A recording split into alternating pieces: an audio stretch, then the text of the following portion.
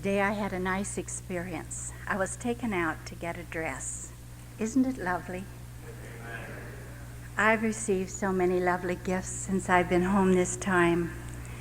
Someone asked me if I was color-coded. Really didn't know what that meant. But when they explained that it was the colors that best suit you, they said, "Have you been color-coded?" And I said, "Yes, I have." They said, "What are your best colors?" I said, "Whatever my Lord sends." I thought that was nice that the gentleman who prayed for your offering mentioned the young lady. And he's right. I want you to know that this is young blood you're looking at. It's just in an old container. If I were to choose a text with which to preface what I would like to say to you tonight, would be the words of the psalmist. Bless the Lord, O my soul, and all that is within me, bless his holy name. So often people say to me, "Wasn't that a terrible experience?" Oh no, beloved. Have you ever thought how special it was that God took so much time to teach me the things I needed to know? If I could change anything of my life, and I can't, but if I could, I don't know of anything that I would want changed. One of the gifts that my God has given me is found in the words of Paul, "For it is given unto you," it is a gift, "not only to believe on him, but also to suffer with him." I could go back to my people in New Guinea, no matter what I was going through or they were going through. We could kneel down together and I could say to them, "Beloved, I understand. I've been there. I also have suffered that too. But let me tell you what God can do for you." I had already been up in New Guinea, was the first woman from the outside world that those people, the western half of the island, have ever seen. And I shall never forget that day after crossing 14 mountain ranges. And we came to the top of the last of the mountain ranges, and I looked down into the valley. All day the carriers had been hurrying me, and they're good psychologists. They didn't say, "Hurry up," like that. They just turned around and looked at me, and they'd say to one another, "Look at that thing back there, no legs at all on her." So I started to go the more rapidly. That's exactly what they wanted me to do. And I got to the top of the mountain, and I looked down, and I saw those people coming out of the gardens and out of houses, and they were coming up the mountainside to meet me. Someone had run ahead and said, "The woman is here." And when I got to the top and looked down and saw them and heard them yodeling to me, half of your crowd says, "Hoo!" and the other half answers, "Hoo! Hoo! Hoo!" I was so excited that I began to wave my hands at them, and I was running down the mountain side with the tears running down my cheeks, and I was singing to the top of my lungs, "I'm home, I'm home, I'm home." And for 46 years, that was home to me. We came back after the Holland had been overrun by the Germans, and they said we had to abandon our post there in the interior of New Guinea. And so we walked back down the trail and to our headquarters on the island of Celebes in Makassar. I had been there while I was waiting for the opportunity to join my husband, who was the first missionary who ever went into the heart of New Guinea. And he had lost over 60 pounds in just 18 days on that trail. We walked back down, leaving our people there. And when we got to Makassar, I began teaching again in the Bible school. I had learned the Indonesian language. It's a very beautiful language. And one day after Dr. and Mrs. Jaffrey, Dr. Jaffrey was our field chairman, they had come back from just a very short trip up to the Philippines. He had had a letter from New York headquarters to say that he should think about retiring, and I was acting as his secretary at that time. I remember the letter saying, retiring, that's exactly what I'm doing. I'm putting on new tires and I'm rolling right ahead for the Lord. And believe me, if I know, because at my age they would like to put me out to pasture, but I put on new tires and I'm rolling right ahead for the Lord. And that man was such an example to me, a man of God who had spent over 30 years in China. And then he came down and opened the first evangelical work in Vietnam. Then he went on to the Indies. He saw the great stretch of islands and knew that there were multitudes there who had never heard. And then at the conference, my husband was chosen as the assistant to Dr. Jaffrey. So that meant we had to remain in Makassar. When Dr. Jaffrey and Margaret arrived back from a short visit up to the Philippines, that morning I turned on the radio and we heard that Pearl Harbor was being bombed. None of us, I'm sure, none of you ever realized how well prepared Japan was for war.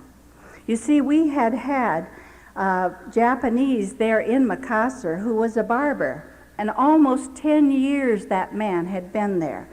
We did not realize that he spoke a word of English. Everybody communicated with him in the Indonesian language. We had 2 variety stores called Kaneko, and those men had been there a similar period of time. And every Sunday we would see them on their bicycles going out in different directions. Around their necks were beautiful cameras, and they were photographing every inch of that island, especially the coastline. When we heard that they had invaded Manila, we all held our breath, and we all said to one another, well, it won't last very long. But beloved, it was not long till Hong Kong had fallen. China had already been invaded, Vietnam. They were going through Thailand, into Burma. They were moving down the peninsula of Malaya, and then into Singapore. They had those beautiful ships of war there, the Prince of Wales. They thought that could never be sunk, but they did not count on the kamikaze pilots, those that met their death by diving into ships. And then we realized it was very near us. We could even go up to the top of the mountains of the interior and see the ships coming down the Makassar Straits. All of our students that we could get shipping for from our Bible school were sent back to their islands. Those that could not get back, we made a camp for them. And then I went out into the storehouse and I took up my 5 drums of wedding presents, and I just laid them aside and knew that probably I would never, ever be able to use them. We took just some kerosene, some rice, and other items of food, some soap, and with just a few things we went on up into the mountains to get away from the shock troops. We had heard the stories of what had happened when the shock troops moved in to terrify the people. And we remembered listening to Manila, the broadcast, that young man that was talking, and he was telling about what was happening there. And he said, I think this will be my last broadcast. He said, they are bombing the city of Manila. And you could hear the sound of the bombs exploding. And suddenly he cried, I must go. And he screamed out, come on, America. And you could hear the sob in his voice, and the radio went dead. When we were in the mountains, we were about 60 kilometers from the coast. We had there a conference place. We could accommodate quite a few people at one time. But Dr. Jaffrey and Mrs. Jaffrey had built a house there. Miss Marsh, one of the Britishers, had also built a house. And so we divided up, and we were staying in these 2 houses. we were in the midst of the Bugis people. Now, they were the pirates of the islands. They were feared by other people because they built beautiful prows. Their boats could skim through the water, and they looted and plundered other ships. And we knew that they were there and very much aware of the fact that Japan was nearing the island of Celebes. They had caught 4 Dutchmen just down over the mountain from us, and those men had been knifed to death. And they were running, the Bugis people were running away when the Dutch police finally caught them. They were covered with blood. And when they went to find the other Dutch people, they had been badly brutalized by these Bugis people. There was a woman whom I later learned to know who was trying to get up to an area just 5 kilometers further inland from us at a village called Manila. Most of the Dutch people were there. And this woman had in her bag just her identification papers, and she did not have money. And out of the jungle came a group of these Bugis people. They wanted that bag thinking that it contained money. And when she held on to it, one of them ripped out his machete and almost severed her hand from her wrists, and she, of course, let go. They tied it up, her girls with her. She had four daughters, and they finally made their way up to Manila. Those were the kind of people among whom we were living. We knew that if the war lasted very long, we were going to have some gardens, so we began immediately to plant some gardens. We listened to our radio. We went to the top of the mountain again. We saw the Battle of the Makassar Straits taking place, and we knew that within a matter of just days, the Japanese would be landing on the island. There was a Dutch police officer who came to our place on a Wednesday, just before the landing of the Japanese, and he said, "We have one ship down on the south coast lying at anchor. We're going to evacuate all the women and children that want to go and all the foreigners." And when Dr. Jaffrey heard this, he said, "We will pray about it." And the man went away saying, "I will be back with a truck on Friday to pick you up." Dr. Jaffrey was a wise man.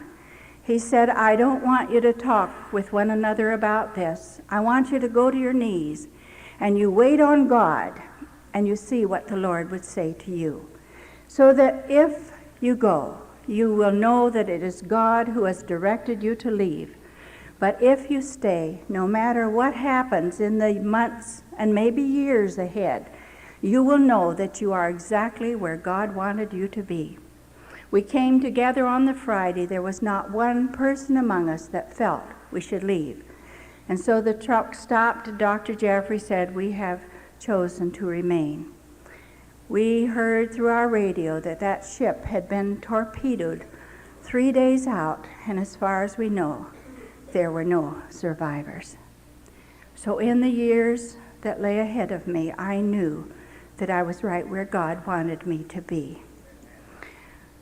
We heard through the grapevine some of our national workers, some of the natives who were bringing food to us. They would come during the night hours and bring us food. And they said they have landed not where the fortifications were, but down on the beach of Barombong.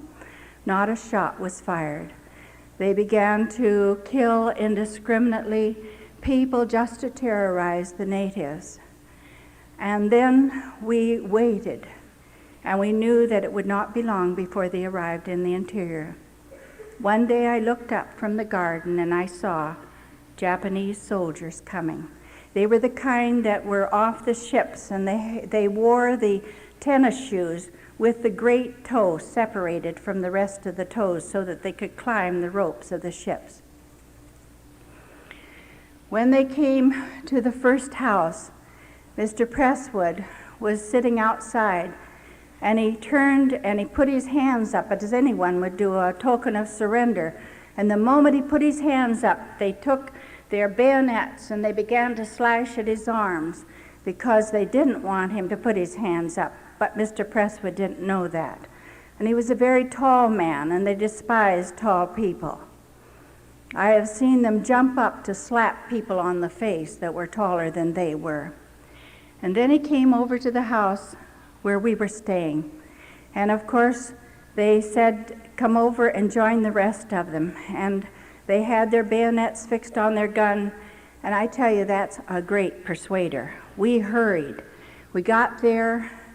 The one officer slouched down in the chair, threw his leg over the side, and he proceeded to tell us that we were now prisoners of the Imperial Japanese Army, that we were going to be imprisoned right there on the hillside, that if we ever were caught outside of the premises, that we would be shot on sight, that we were to have no contact with any of the natives, that we were to remain there until they came back again and told us what they were going to do with us. Dr. Jaffrey was asked what nationality he was, and of course he was as nervous as the rest of them. He said, Canada. And the man said, where is Canada? And he did not know where Canada was, so he just dismissed Dr. Jaffrey. It was the Americans that he hated. And then he saw that Mr. Deibler had his hands folded together in front of him, and he said something to one of the soldiers, and he went over and he had his bayonet, but it was inside of the sheath, and he began to pound on my husband's hands. And he would knock them down, and he would put them back up again. And finally, Mr. Presswood spoke up, and he said, Russell, he wants you just to put your hands down at the side. Of course, it wasn't, he couldn't have told him that. And I watched, and I saw how his hands were beginning to swell. And then they told us that we could go back to the other house, but never, ever were we to leave the premises there. I remember the day when it was just 2 weeks after the first time they had come, we heard the sound of the trucks. And of course, all of us immediately began to gather near the door so we could go out and not anger them. When the car pulled up in front of the house, out jumped the soldiers and 2 officers. The one officer came in, and we, of course, greeted him by bowing to him. And he said, turning to me, get some clothes for your husband. Not many. We're only going to take them down for a few days to question them. And he said, no bags. So I ran in and grabbed a pillowcase. And I picked up my husband's Bible and put that in, and then a notebook and a pen, and then the clothes that were there close at hand. And then I ran out, and I was going to say goodbye to him because I saw that he'd already disappeared, so he must be on the truck. When the officer said to me, what's wrong with that old man in there? And I said, well, Dr. Jaffrey has diabetes. He was in a coma just before we came up here. He has a kidney problem. He has the beginning of Parkinson's disease. And when he heard all of the things that were wrong with Dr. Jaffrey, he just said, all right, go in and tell the old man he doesn't have to go because anybody as sick as he is will never last anyway. So I ran in and I said, Dr. Jaffrey, he said, you don't have to go. You stay with us. And I ran out then, and already they had started the trucks. And I thought I wasn't even going to be able to say goodbye to Russell. But I ran over and I grabbed hold of the back of the truck, and I handed up the little bag of things to him. And I shall never forget that day. It was Friday, the 13th of March, and I have a bit of Irish in me, but I'm not at all superstitious. I really believe that God means exactly what he says in Romans 8:28, that all things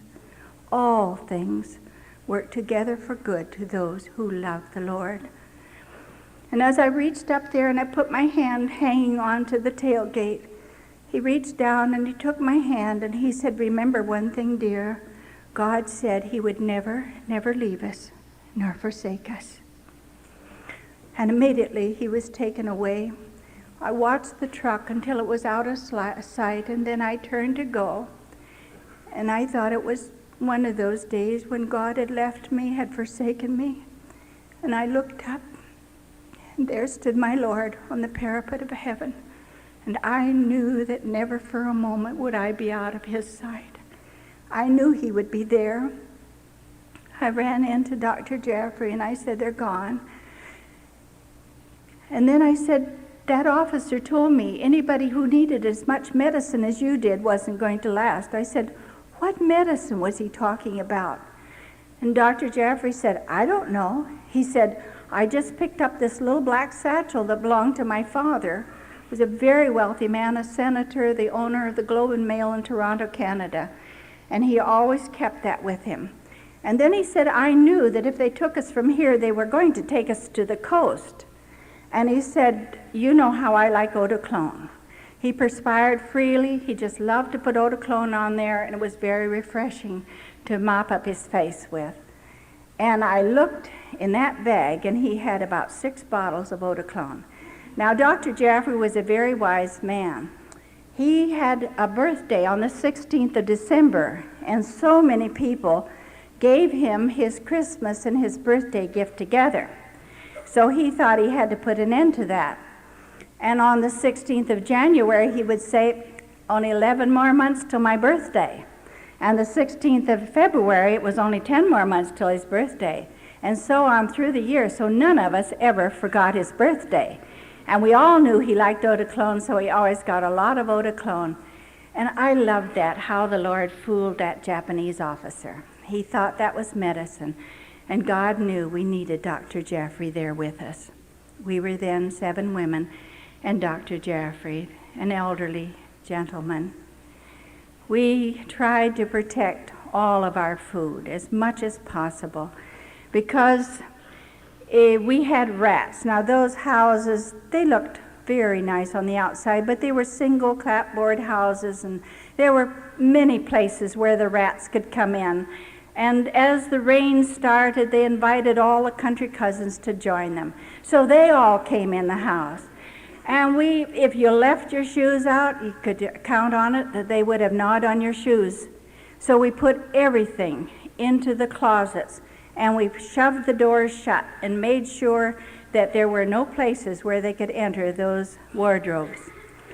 Then it was getting dark in the evening, Margaret Jaffrey and I would go through that house, starting at the back, and we would look under and in everything. And every rat that was there, we would run it out into the hall, and we kept collecting them, and then we would run them into the kitchen because it was the only room in the house where you could shut the doors and shut off their exits. Then we joined them, each of us armed with a broom, and we fought those rats until we had killed every one of them. I hate rats. They would run up the walls, and they'd jump onto you, and we'd scream and yell and get them off, and we would then start working on them with the brooms. And we killed them all. I said, someday if I ever have time, I'm going to write a book on the rat and I. In my missionary life, I have had rats. We had them in the Balim that weighed 30 pounds. I have had rats in my bed. I have had them hanging on the screen, looking inside. And I said, after I had that one in my bed during the internment, that was it. They are no longer my friends or my favorite people. One night, and it must have been around midnight, and I heard noise all through that house. You know how sometime you're just partly awake, and I could hear them. There was rustling and rumbling around there, and finally I came fully awake, and I sat up in bed, and I thought, rats.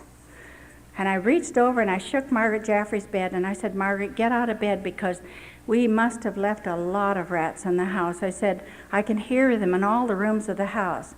She got on her bathrobe, and the two of us went to the door, and when I opened the door that went into a hall, that ran the length of the house from the living room, dining room, into a bathroom at this end. Off of this hall were the bedrooms, and there was a bathroom there. And when I came out into the hall, I could see someone just rush past me in the dim light of a tiny little oil lamp that we had there for Dr. Jaffrey, who sometimes had to get up in the night hours. And I thought, what a strange way for Dr. Jaffrey to be acting. But as I came out and I looked down the hall, there stood one of those Bugis bandits. They always wore the black sarong. And he just grabbed that sarong, threw it up over his shoulders, and then he pulled out his machete, and there he stood. And I don't know why I did what I did. I'm really quite a coward. But I started down that hall after him, and I knew he looked at me so shocked, I suppose wondering what that crazy woman was going to do. And he turned and he ran, and I went right after him through that bathroom, across the porch, down over the mountainside. I don't know what I was going to do. But when I saw several others join him out of the jungle there, I stopped dead, and I just said aloud, Lord, what a stupid thing for me to do. And immediately my Lord answered me. He said, my child, the angel of the Lord encampeth round about them that fear him and delivereth. I went back, I reached to pull the door shut. The doorknob was gone, the lock was gone. They're very clever with their machetes. They had carved out the nicest little porthole you ever saw. By this time, Dr. Jaffrey and the rest of them were wide awake, and they wanted to know what had happened. I said, we've had bandits in here. Yes, they'd been there. They had taken curtains, any kind of material that they could see. All the books were out on the floor, probably thinking we had hidden money in the books that were in the bookcases. But not one of the bedroom doors had been opened.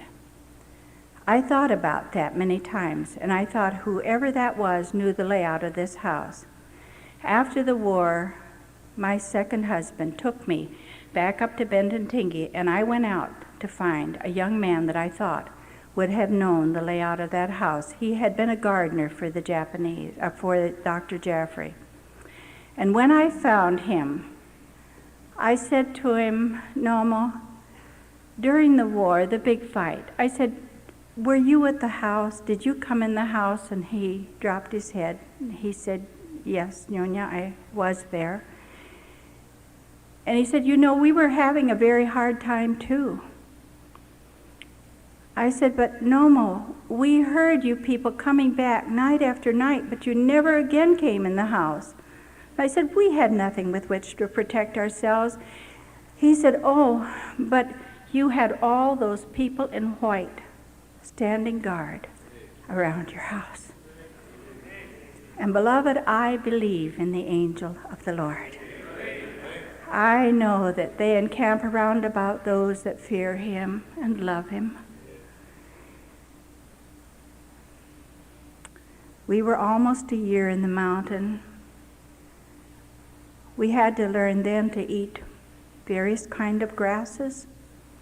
This one dear little woman who was a Bugis woman, but I had led her to the Lord before the war. And one day she came running in and she said, Nyonya, I have something special for you people today. And I thought, aha, I know what it is. Because the flying ants were coming out of the holes in the ground by the hundreds. And I had seen the children out running over the mountainside catching these flying ants. And she handed a half a coconut shell to me. When I looked in it, here were little things that looked like little cheese tidbits. Of course, you don't eat the head, you don't eat the wings. You just take off the back part of the body and you drop it in coconut oil, and they were really quite delicious. I said, I have never refused anything that my people have ever given me. Nothing. Caterpillars, my present husband says to me, that must be like swallowing a toothbrush. I said, oh no, you just take a handful. Those big cocoons out of which the men make the headpiece that they have to cover their bald heads, because, you know, you can take a man out of the 20th century, or you can take him out of the Stone Age, and they're all the same. When the forehead begins to travel, and that's our word for getting bald, the forehead begins to travel, and when it gets back here, and it's the past complete tense, serious matter. So Adaglio Witame goes and he gets these big cocoons. He eats the caterpillars first, then he pulls that down over his head. And then he puts pure potter's clay over it and gets the plumes of the cassowary bird and he puts those in. My, don't we think we're smart here in America with our good wigs? Why, they've had wigs out there for centuries. And they're not bad, believe me. It's just that it takes so many of those caterpillars to make a meal. But they gave us many strange and weird and wonderful things, and we ate them. There was one special seed that we liked. It looked something like millet. The more water you added to it, the more it swelled. And so we kept cooking and adding water, and then it would swell and swell and swell, and our stomachs were full. They took us from Bentintingi up to where the Dutch people were, and then they pointed across across a valley and over on another mountainside, and they said, you go over there. And we finally arrived after dark. And I had, Mrs. Presswood and I had sent the others ahead so that they could take their time and walk, and we came with their bags. One of the officers had said, here are some people that will help you, and they were my boogie's friends. I'm not sure how friendly they were. But I said to Mrs. Presswood, whatever you do, make like bold, like you're very brave. And so I would start from the front, and I would go down, and I would call out their number. And she would start from the back, and she would count them. And we arrived with everything. But when they finally set down the little cases that we were allowed, of clothes that we were allowed to bring, I wasn't feeling very well. And I said, quick, I need someplace, I'm sick. And Mrs. Jaffrey had carried with her a beautiful silver soup tureen, and she handed it to me. I filled it for her. I had to make some beds. I was glad my father had felt that a girl ought to learn to use a hammer and saw and know how to make things. We were there for several months, and I'm going to skip over this. There were many things that I completely blocked out of my mind. The thing I remember most about that time, we had had only 2 letters up until this time, knowing that our husbands were then down in Macassar. And we didn't hear anything, and the months went by. And so it was more than a year. But Mrs. Presswood and I would stand outside in the rain beating down on us, and we had an open wood fire, and we would stir that beautiful porridge, and we would sing to the top of our lungs. The song I loved most of all was, he makes the rose the object of his love. He guides the eagle through the pathless air, and surely he remembers me. My heavenly Father watches over me. Sometimes I wondered when they came and they would loot and take anything that they saw there. And I wondered how it was that Dr. Jaffrey's flashlight and his father's watch were never taken. And I said to him one day, what do they do when they come into that little tiny, it was just a little tiny cubicle that became his room. And I said, how is it that they haven't gotten your flashlight? And he said, Lassie, because he was Scotch and I was a Macintosh. He said, Lassie, I always put it under the pillow.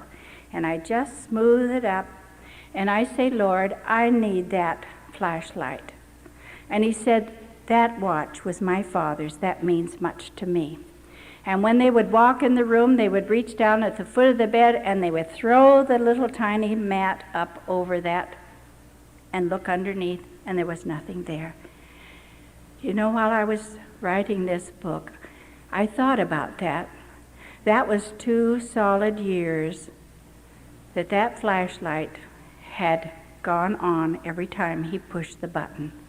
He never had any batteries to change it with. He said, no, I asked the Lord to keep it burning as long as I needed it. Then one day they came and they said, we're going to take you somewhere else. You're living in much too much luxury here. It was ridiculous, but they watched us as we went back across the valley and then up onto the other side and into Molino. And they said, get into the church. And by this time, everybody was gathering in the church. Everybody with a little bundle of something, I had been just within 6 months of my furlough, and I knew that my clothes would not last very long. And so I put on as many dresses as I could get on, and I did not look like a POW. I looked like a nice, fat little lady. We tried to get a bench in the church for Dr. and Mrs. Jaffrey to lie on, and all the other older people on the benches. And then we slid in underneath on the cement floor. And I thought during the night, Lord, how long? And as the morning light was coming, all I could think of was, oft methinks I hear his footsteps stealing down the paths of time, and the future dark with shadows brightens with a hope sublime. He's going to come back again. And I would say, oh, Jesus, come quickly.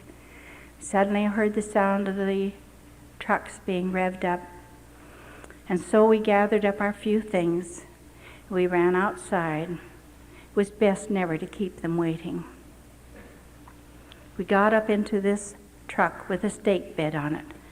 And those of us who were young, and I was only 20 when I went to the mission field, and I was still in my early 20s, and I said to Margaret and Ruth that some of the younger ones, let's get where we can grab a hold of the hood of the truck. And then let's put our arms out so that we can hold these older people in there, because if we don't, they're going to throw them out of the truck. They would go around those corners. They were traveling at tremendous speeds, I think trying to throw us off of that stake bed of the truck. We finally made it down. I thought my arms would never be able to bend again. I had held them so long in that position, trying to keep those older people from falling off the back of the truck. And then we saw that they were pulling up in front of what I knew had been the native tuberculosis sanitarium. We saw that there were great long barracks made out of bamboo mat walls with grass roofs, mud floors, double-decker bamboo racks on which we were to sleep. We found our place, and then they immediately said, no, we want all the foreigners in this one barracks, Barrack 8. And that night as we came together, all of the foreigners, we began to discuss someone to be the head of our barracks, because we were told we had to choose someone. Why they chose me, I don't know, because I was one of the youngest of the women there. I think it was probably because of my languages. I spoke Dutch fluently, I spoke English, and I also spoke the Indonesian language. And the first night I said, we are going to need the help of God in these months or years that lie ahead of us. And that night I read in their languages, and I prayed that God would protect and keep us and draw us together, and those that did not know him might come to know him as Lord and Savior. We learned later that many of the women from other camps, of other barracks, would come over and sit down outside because they felt such a need and a hunger for God. And out of all of those barracks in that camp, Barrack 8 was the one that held together. And it was because of our faith in Jesus Christ. As soon as they would take some of those young boys that had reached the age of 16 to send them up to where the men were, there were Dutch people waiting to come in because they had a heart hunger after God. We had to work for the Japanese. We were their work crew. We had to make uniforms for them. The older women who could not do the heavy work outside were expected to knit white socks for the officers. And so their needles were busy all the time. All the omas, all the grandmothers. If you were cooking porridge, you were up at 4 o'clock in the morning, cooking in a large drum. It had kerosene in it. There was no way we could wash it out and get that taste out until after many, many cookings of rice for porridge in the morning. There was just above the drum in which we cooked the porridge a ledge. One night, something must have happened. We figured out later it must have been that there was a bird roosting up there, and a rat had come to get the bird. And in the struggle, they had fallen into the drum. Well, it was so dark out there you could not see. And so merrily we stirred the porridge. And when it was dished up, everybody said, "That's the best porridge we've ever had. It tastes just like chicken." But when the light of day came and we could look down into that, here were feathers, the tail of a rat, carcasses. Some of them gave their porridge back to Mother Nature, and I decided I'd hang on to it. And I tell you, it wasn't bad. I can tell you this, that a rat is cleaner than a duck, because most of them eat seeds. Anyway, we had to, those of us who were young, we took the work, the heavy work. Some of them raised pigs for the Japanese. He would go out, our camp commander, into the villages, and he would shoot the dogs, bring them in. They had to be skinned, cut up, and cooked with the stems of the banana plants so that those pigs could have 3 hot meals a day. In would come the garbage. And of course, you always gave it the finger test. If it stuck between your fingers, it was big enough to eat. And also, I could not tell the difference between a dog's liver and calf's liver. Then we had to build roads for them. Out there in the sun, working with those great heavy hoes and building roads for them. We had to work in their coolie gang. We unloaded their trucks for them. I can remember standing on the pier down in Makassar watching the coolies come to unload the ships. And I saw that they always rolled their shoulders over and waited until that hit their shoulders, and they grabbed the ears of those big sacks. And I learned to do that. I wore a brace for several years after the war because of the injury to my spine. But you walked off with those loads or else. We also raised chickens. We had to gather up all the manure from the chickens. We had big pestles and mortars that we used. We put the chicken manure down in there, and then we'd stand with those big 6-foot pestles pounding that. And it had to be as fine as sand. Then we had to sieve it so that there would be no little lumps in there, and that was sent down for the rose gardens of the Japanese. We had to make gardens for them. We worked in the rice fields, sometimes almost up to our hips, in mud that was filthy from pigs and from water buffalo. We developed the big tropical ulcers eating into our skin.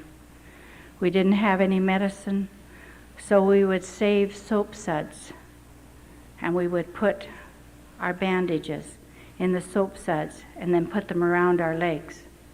You never threw away a bandage. You always washed it out. And so it became a mosaic of blood and pus and dirt. To pick up the work for those that were sick in bed, that could not get out of bed any longer. They made a barracks for them. We took them out there. And those that were in the last stages of dysentery, guards were set around those beds to keep the rats off of them because they smelled death. So we had a third of our camp down. We began to pick up more and more jobs for the older ones and those that were sick, so that we would fill out the quota of work that was demanded of us. I remember a day when the priest came down from the men's camp, and with him was a new second in command. And he was a little fellow. I don't suppose that boy was much more than 15 or 16 years of age. And he had such a sweet face, we promptly named him Sweet 17. And that young man asked immediately who I was. And he would come over and he would shake hands with me. And he would find me 2 or 3 times a day, and he would come and he would bow to me. And then because he knew it was our custom, he would shake hands with me. And he would greet me, and finally he scared me. I didn't know why he was coming to me in particular. So I asked the other women, please, to watch, and when they saw him coming, just to let me know so that I could get out of the way. But somehow he always seemed to find me. All he did was greet me. And the Catholic priest was there, and everybody was trying to get a chance to talk to him. He had been brought down to butcher those pigs so that they could be sent down, already slaughtered, to the coast, to Makassar. I thought many times, I'm going over and I'm going to ask him about Russell. And then I would see so many other women crowded around him, women that didn't know the Lord, women that were very anxious about their families. Anxious, yes. I was concerned about my husband, but the Lord would say, not now, not now. And so I waited, and a month went by after he'd been there, and still there were always people around him. I would say, Lord, I'm going over and see him now, and he would say, not now, my child, not now. And then one day, about 3 months after he had arrived in our camp, I saw Mrs. Yalstra, who was the Dutch woman, head over the camp under Mr. Yamaji, the Japanese camp commander. She came over to the door of our barrack, and she said, Mevrouw Dijbler, I would like to speak to you. And so we walked out onto a grassy plot there in front of the little place where we had our meals. And we began to talk about the work. And I said, I know, I understand, but I have several other young women. And I said, I am young and we can pick up more jobs, I'm sure we can, for other people, even of other barracks. And suddenly she stopped and she said, but I didn't come to talk to you about the work. She said, I came over to tell you that your husband up in Pari Pari has been very ill. And then I saw tears in her eyes. And I reached out and I grabbed her shoulders. I said, Mrs. Yalstra, you don't mean he's gone? She said, yes. Some 3 months ago, he died in the camp in Pari Pari. I was like every young person. I loved him. I was waiting for the day when the war would be over and we could go back to our people in New Guinea. It was just like all my hopes were shattered and gone. And I just turned from her and I started to walk away. And I said, God. And immediately he answered me. He said, my child, did I not say to you that when thou passest through the waters, I would be with you, and through the floods they not overflow you? He said, I will never leave you nor forsake you. I said, Lord, there's so much sorrow in this camp. I'm just asking one thing of you. Help me not to make my sorrow other people's sorrow. I said, just help me to dry my tears. Oh, the nights when I lay on that rack up there, the tears would flow.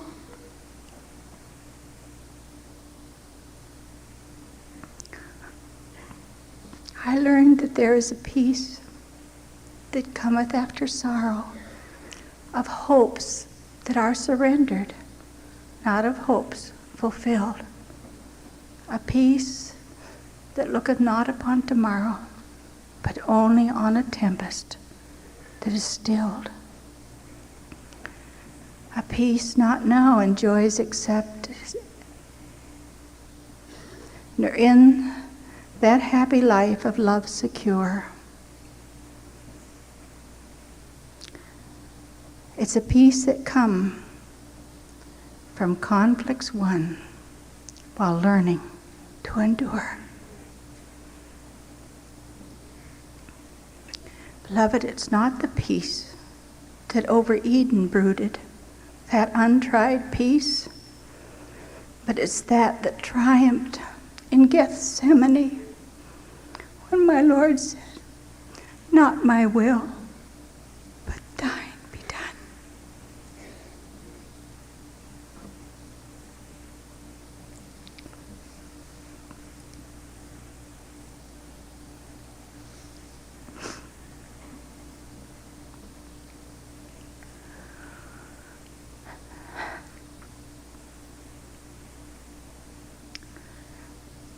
God never allows anything in your life but what is for your good and His glory.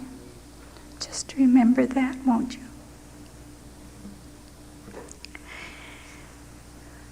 I can remember the days when, if you just mentioned the shock troops, it sent terrible fear into your heart. But then there came a time when we learned to fear another group much more than the shock troops. They were called the Kempetai, the secret police of the Japanese. Some of our women were taken away. Some of them never returned, but those that did return never talked about what happened to them. And then I remember the day when that big black limousine, we called it the death wagon, it came up and it stopped in front of the headquarters. And they called for Miss Kemp and Miss Seeley, the only two other Americans in that camp. There was an American woman who came from another island.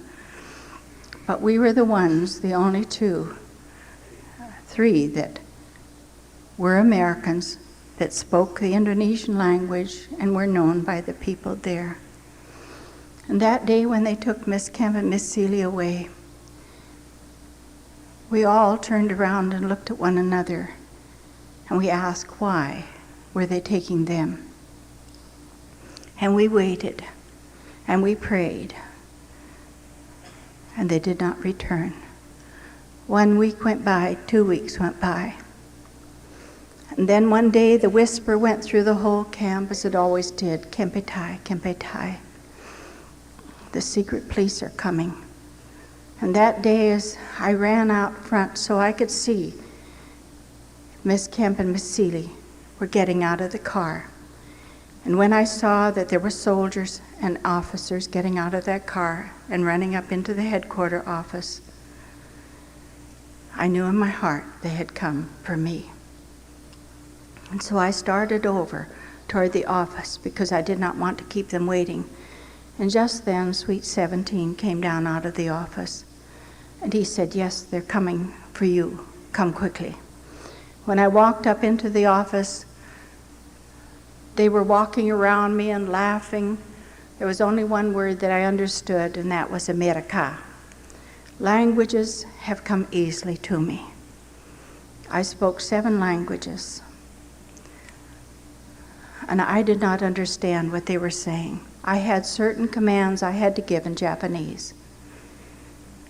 And I just closed my ears to it because it was better for you not to know the language. And when those men walked around laughing, America, one of them stopped and he put down something in front of me. And I looked down at that piece of paper and I saw my name written on it, Darlene Deibler. He said, you are Darlene Deibler. I said, "Yes, sir, I am Darlene Deibler," but I didn't write that. He said, "I didn't ask if you wrote it."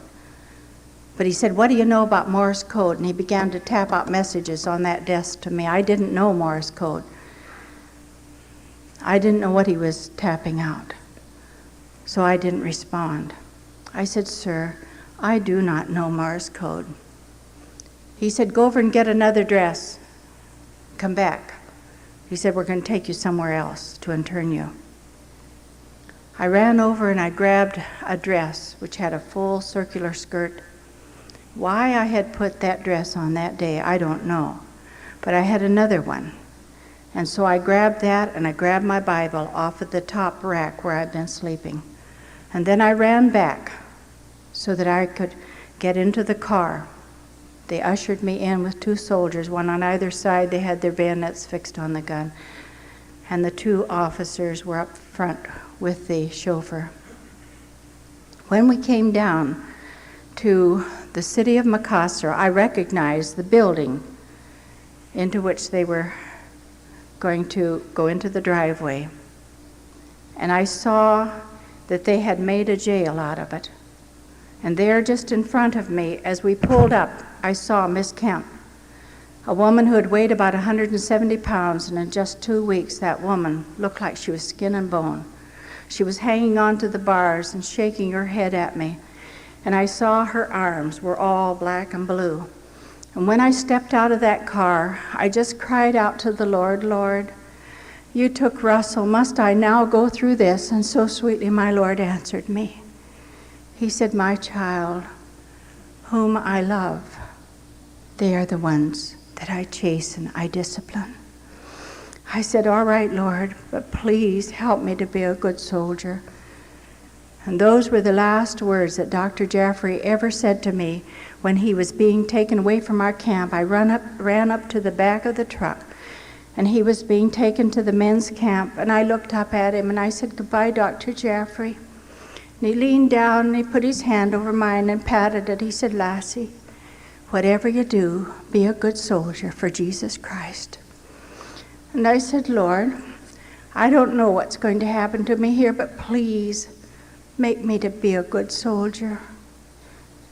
I said, if ever I come out of this place, and if any of my fellow Americans ever hear about what happened to me here, I don't want them to be ashamed of me. The first thing they grabbed away was my Bible. They said, you don't need that, and you are not going to have it. You just sit in that cell and you would read that book and not think about your evil deeds against the Imperial Japanese Army. They grabbed the other dress, and I handed it then as they were trying to grab it. And I said to the girl there behind the desk, I said, would you see that Miss Kemp gets this? Because she hadn't even had time to get a dress or anything except for the work suit that she was wearing. And as I walked out through that cell block, there was a man behind me with his bayonet on the gun. And when you feel the prick of that bayonet, you move. And I was moving to try to keep ahead of him. Went across a courtyard. And then there was another big cell block there. And I saw the guard point this way. And I turned and I went along that cell block. He came to a cell that had been completely boarded up, window, so that no one could see who was in that one. And then he stopped at that one. And I looked up and I read on the door, Orang ini musti mati, this person must die. And I knew I was in death row. I could hear Miss Seeley, and I knew that within 2 weeks, that woman was a raving maniac. And when he opened the door and shoved me and I hit the other wall and I turned around and I came back and I dropped on my knees in front of the door because I wanted to watch that key. I knew when it made a complete revolution, I was locked in death row. As I sat there and I saw that man pull the key out, start to walk away, I suddenly realized I was sitting on the floor and I was singing. Do you know what I was singing? A song I learned as a little girl in Sunday school. Fear not, little flock, whatever your lot. He enters all rooms, the doors being shut. He never forsakes, he never is gone. So count on his presence from darkness till dawn. And I knew that they could not lock my Lord out of that cell, even when they locked me in. I don't know if you'll understand it, but that little cell became a sanctuary to me because my God was there with me. That afternoon, they threw a plate of rice across the floor to me. It was in a tin plate with no spoon, nothing to eat it with, but I'd learned well from the Indonesians. I knew how to get a bit of rice and roll it into a ball, stick it down there, and with your thumb you go like that right into your mouth.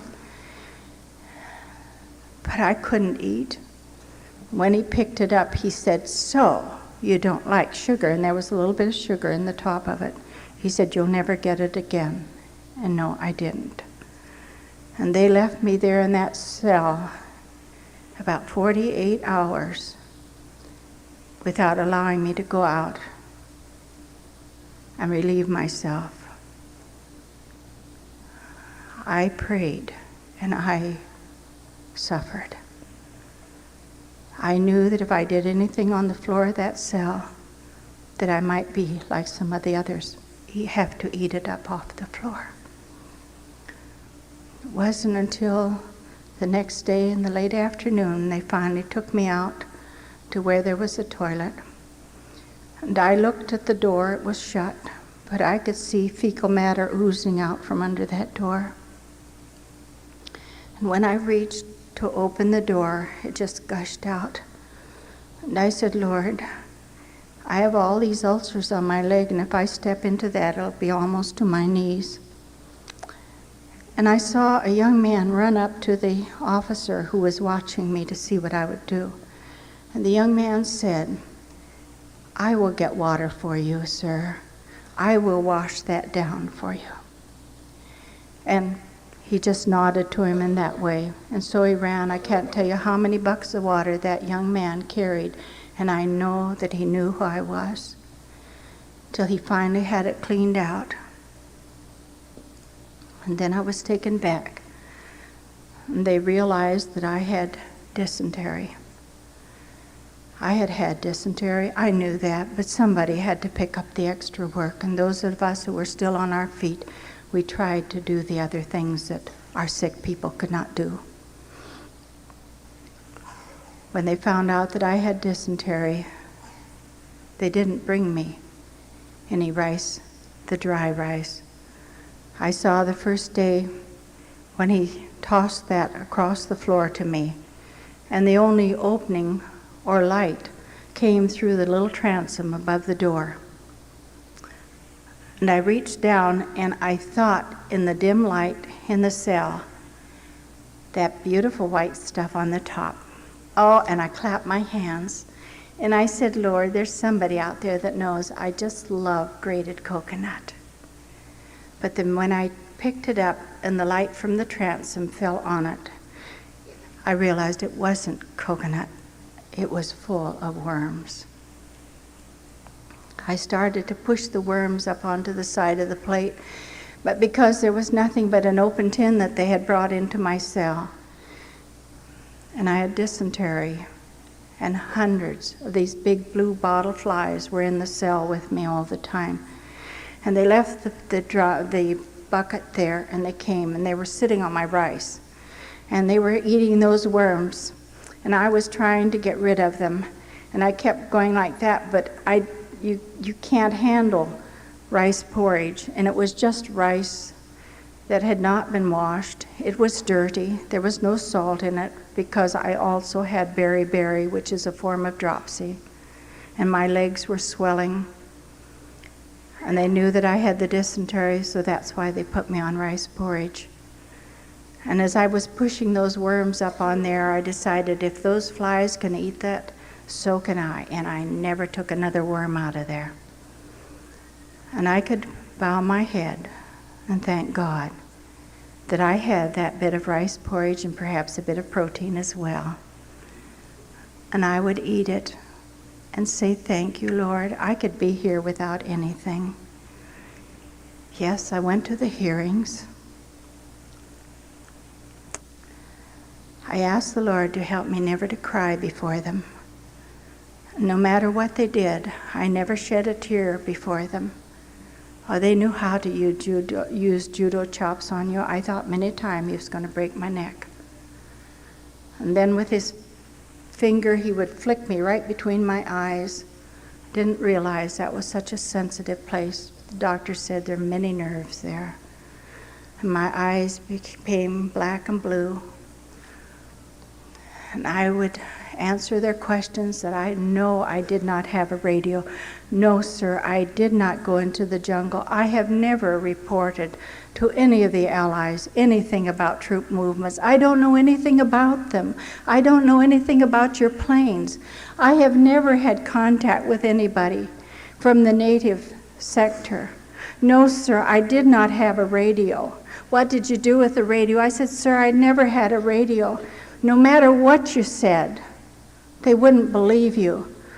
The man that was just out of my line of vision would make the questions, and this fellow would turn them into the Indonesian language, and he would shoot them at me.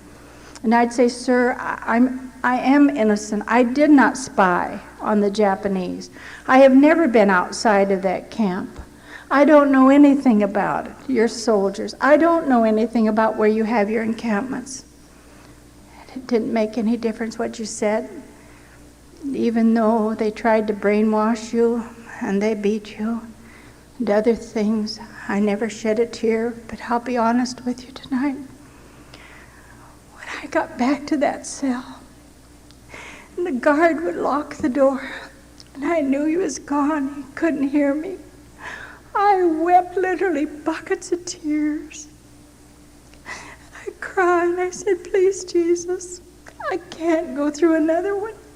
Please, Lord, no more, no more. I can't do it." And always he would say to me, "But my child, my grace is sufficient for you." I didn't know why I had felt I had to memorize a poem by Annie Johnson Flint. Two of our missionaries had set it to music. When the Lord would say, "Listen, my child, my grace is sufficient for you," I would sit up in the cell, and I'd take that skirt of my dress, and I would wipe up all the tears lest the guard come back and find them. Then I would begin to sing, "He giveth more grace when the burdens grow greater. He sendeth more strength when the labors increase. To added affliction he addeth his mercy. To multiplied trials, his multiplied peace. When we have exhausted our store of endurance and our strength is failed ere the day's half done, when we reach the end of our hoarded resources, our Father's full giving is only begun. His love has no limit. His grace has no measure. His power has no boundary known unto men. For out of his infinite riches in Jesus, he giveth and giveth and giveth again.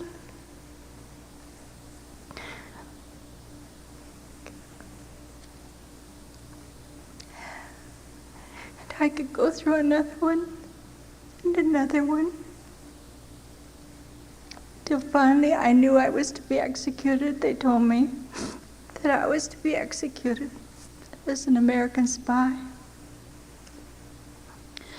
I had continually lost weight. I had malaria now. One day I needed some air, and I climbed up the bars of the window. I was glad that I'd had gymnastics and swimming. I had strong arms, and I pulled myself up the bars till I could reach the transom above the door. The minute I got up there and I was waiting for the air to strike my face, I looked down and there was a knife on the ledge. I dropped to the floor and I was shaking. I said, "Lord, I think they've planted that there. They're going to try to make out that I've had contact with somebody to have gotten that knife. I don't know where it came from, Lord." And then I got my dress and I went and I wiped off all my fingerprints everywhere that I could find. And I sat down on the floor, and oh, the fear that came over me because I knew somebody had put that knife there.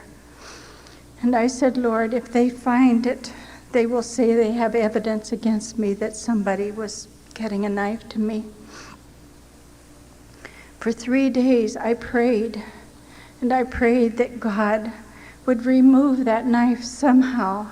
And I said, "Lord, if you could make that axe head to swim, if you could lift that iron up out of that water until it surfaced to the top," I said, "Lord, it's nothing for you to remove that knife, Lord, before they find it."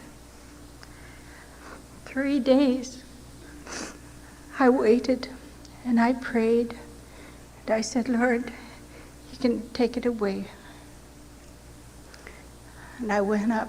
I pulled myself up the bars of the window, and I had not left my room in all those days. And I looked there, the knife was gone.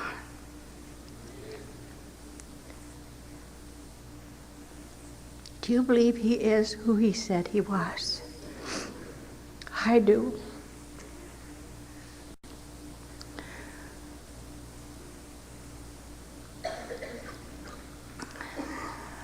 I had become very, very ill. When I came out of that cell, I weighed 60 pounds.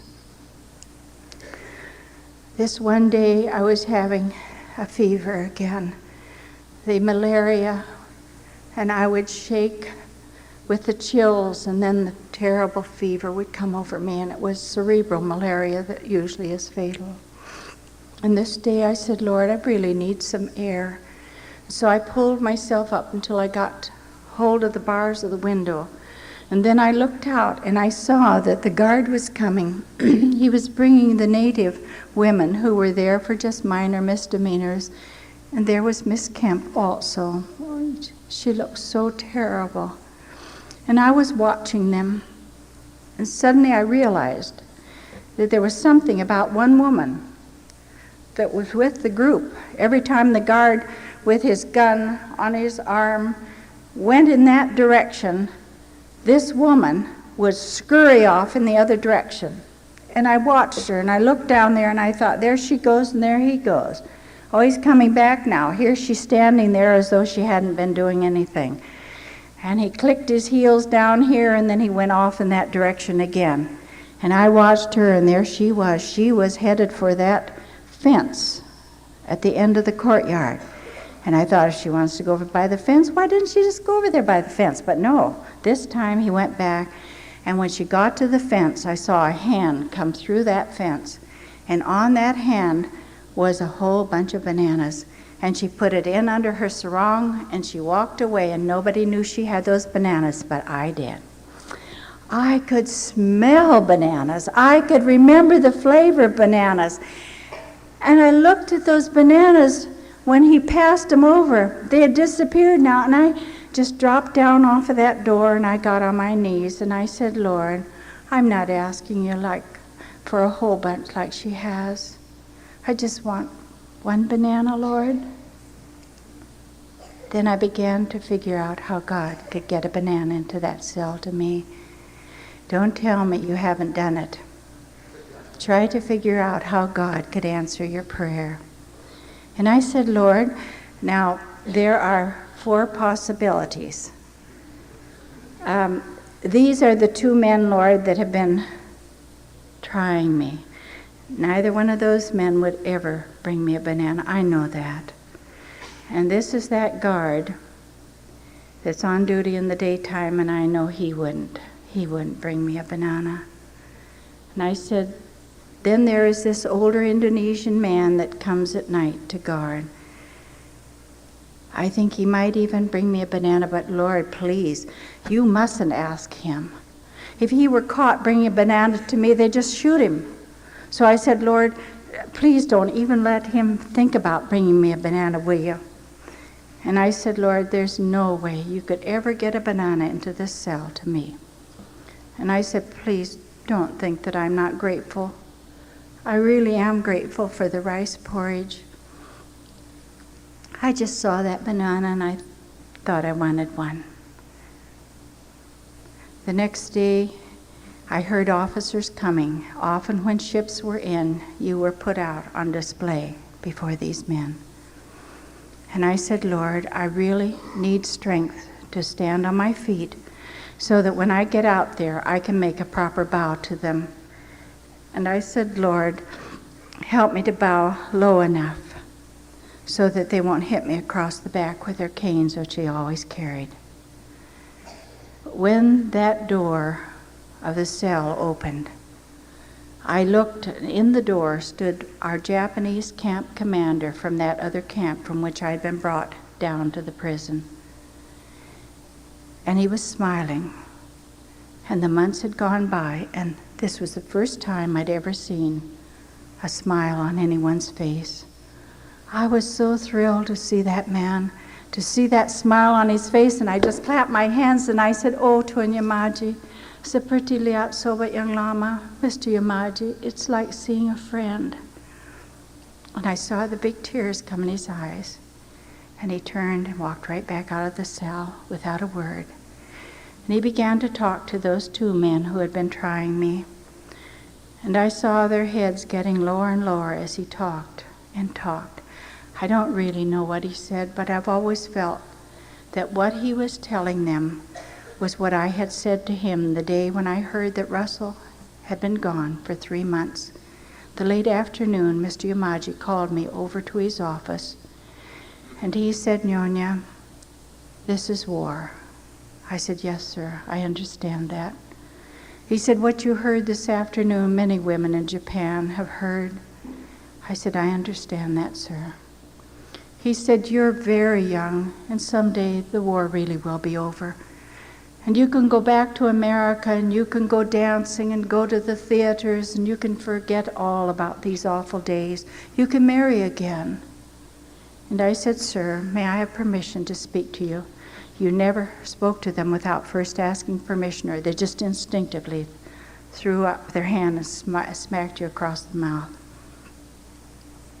I said, "May I have permission to speak to you?" And he motioned for me to sit down at a desk. At his desk, there was a chair there, and he went around and sat down behind it. I said, "I would like to tell you about someone that perhaps you don't even know. And I didn't learn about him until I was 9 years old, back in Bunaiawet in America."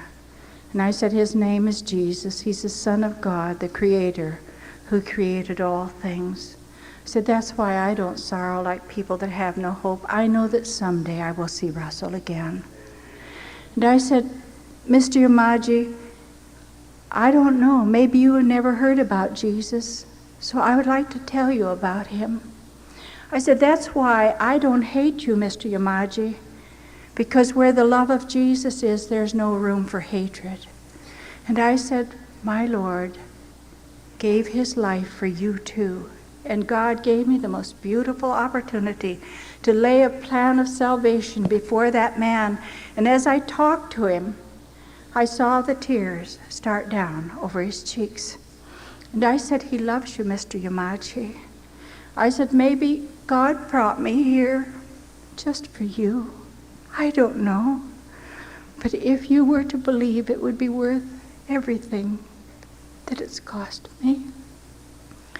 He got up, couldn't control his tears anymore, and he went into his room. I could hear him crying and blowing his nose in there. I only know this, that from that moment on, that man was my friend. He made me head over the whole camp toward the end after the bombings. I think that's what he was telling those men, because they became very quiet and their heads went down. I didn't know at the time, but these men had been up to the camp and told Mr. Yamaji and the women that I was never to be returned to the camp because I was dying of tuberculosis, they said, not wanting them to know that I was to be beheaded. Mr. Yamaji came back into the cell, and he looked down at me and he said, "Oh, you are very ill, aren't you?" And I said, "Sir, I am."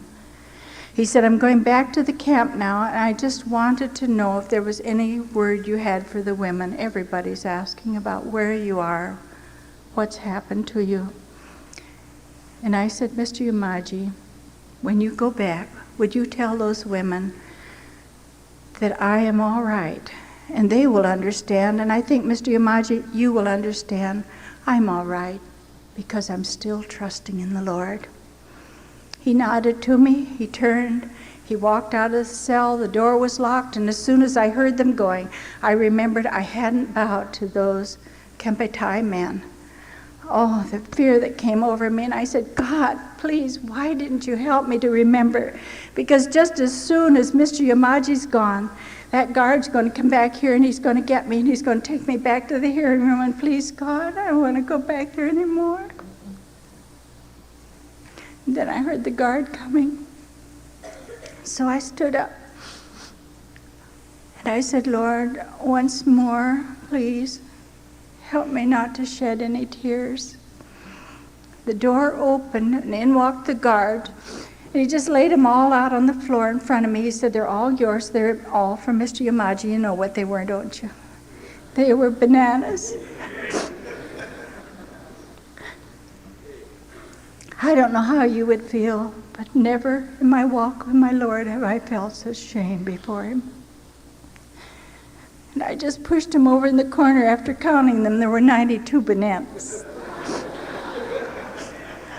And I said, "Lord, I don't have any right to eat those." I said, "Yesterday I was telling you, here they are, 4 people, and that's all. And there's no way you could get a banana in here to me." And I said, "Lord, look what you've done." I said, "It's almost 100-fold.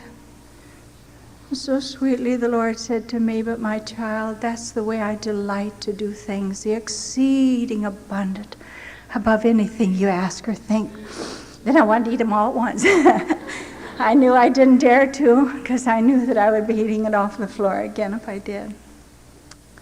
And I said, "Lord, I don't have much character, but would you just help me to not eat any more bananas than my body can assimilate at each time?" And one day, I was very ill, and I hardly had the strength to get up off the floor. And I would crawl over and I would get the bananas. They were black now, and I'd take 1 and then 2, and then I would leave it.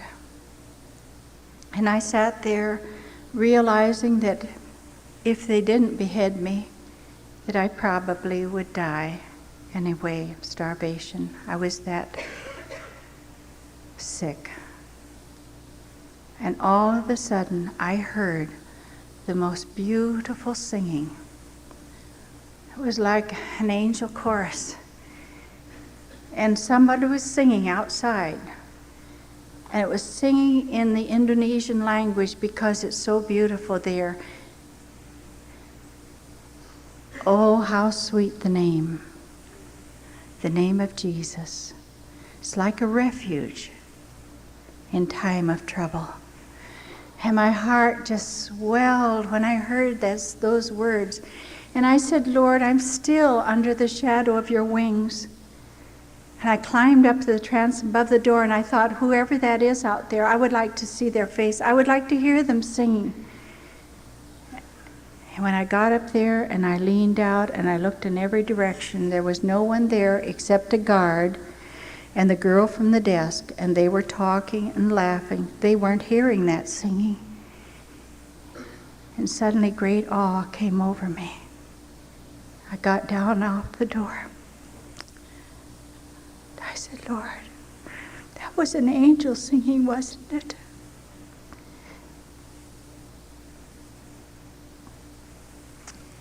The voice went on. It sang to me until my heart thrilled with his presence. I was telling this to Dr. A.W. Tozer. I don't know if you know him. He was a great man of God.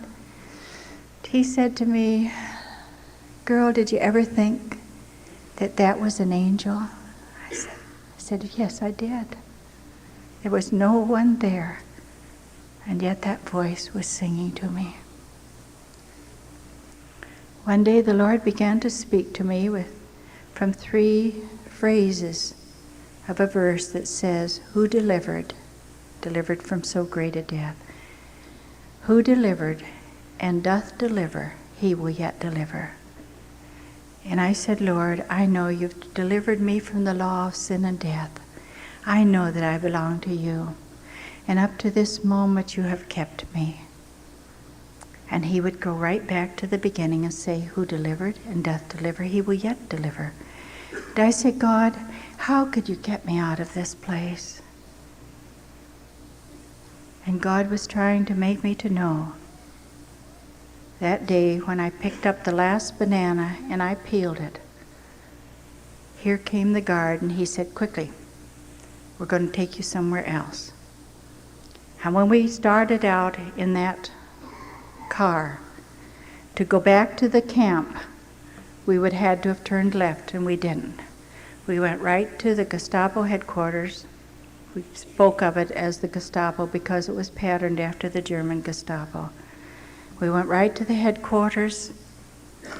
We were taken into a room. Miss Kemp and Miss Seeley were told to sign and write out and sign a paper how grateful they were to the Imperial Japanese Army for being so kind to them and for having forgiven them, and because they were going to release them.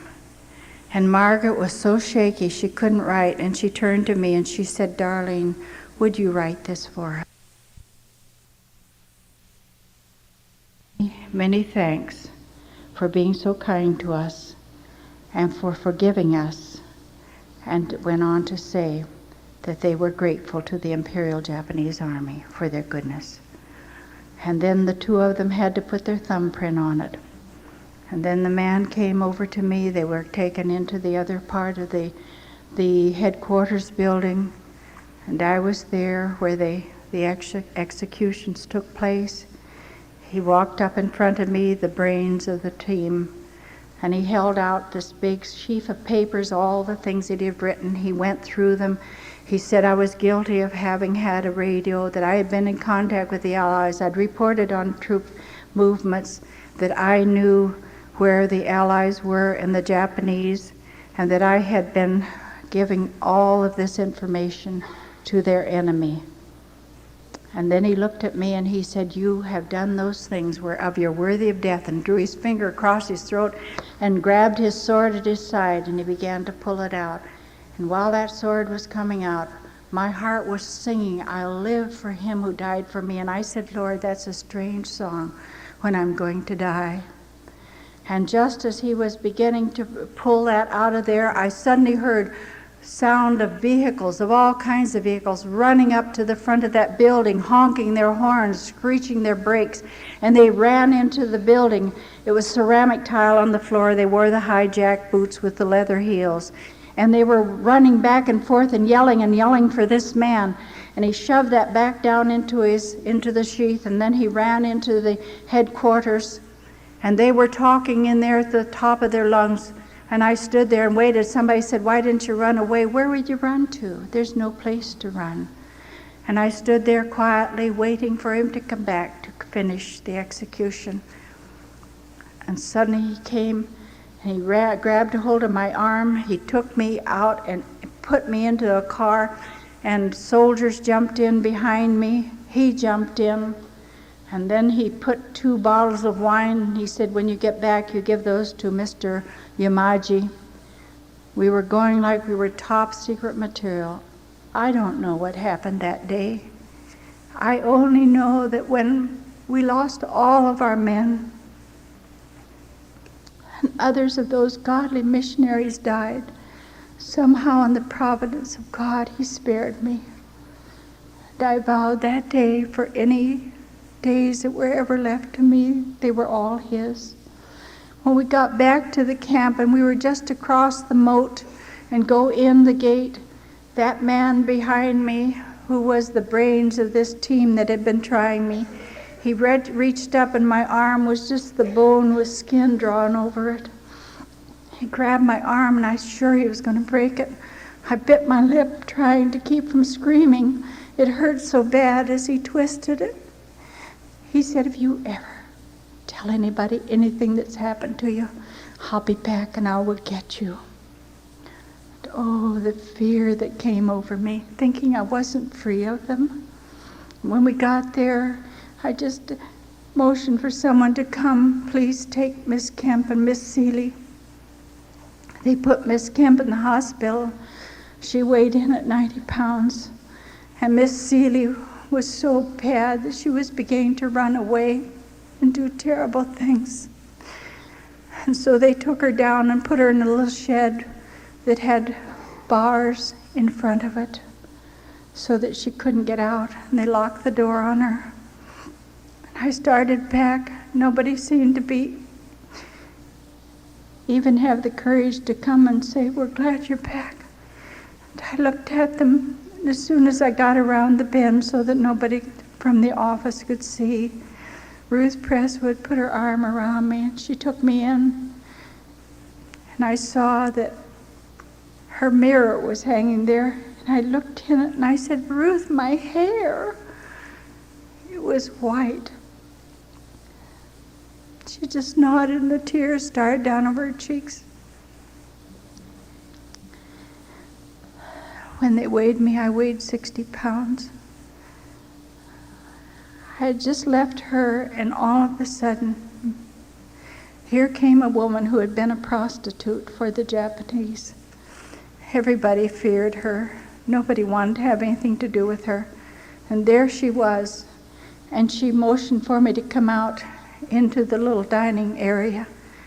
And here she had a washcloth, and I saw my name embroidered on it. And she said, I was down in prison too, and your Indonesian friend, Visha, was in the cell with me. And she said, I asked her if she wanted to send anything to you. And so she made this for you, and there was my name embroidered on it. And I knew she was trying to trick me. And I remembered the words of that man, if you ever have contact with anybody outside of this camp, I'll get you the next time. And I said, Mrs. Klaus, I am not going to take that. She said, you have to take it. I said, no, I don't have to take that. I'm not going to take that. I said, they told me I could have nothing to do with anybody outside. I said, you're trying to trick me. She was so angry with me. She was absolutely white. And so she was screaming at me. She said, I risked my life, she said, to bring that to you. Mrs. Presswood heard her. She came out, and she said, what's the matter, Darlene? And I started to cry. I said, she's trying to trick me. She's brought this. She's trying to make it appear that I had contact with Visha.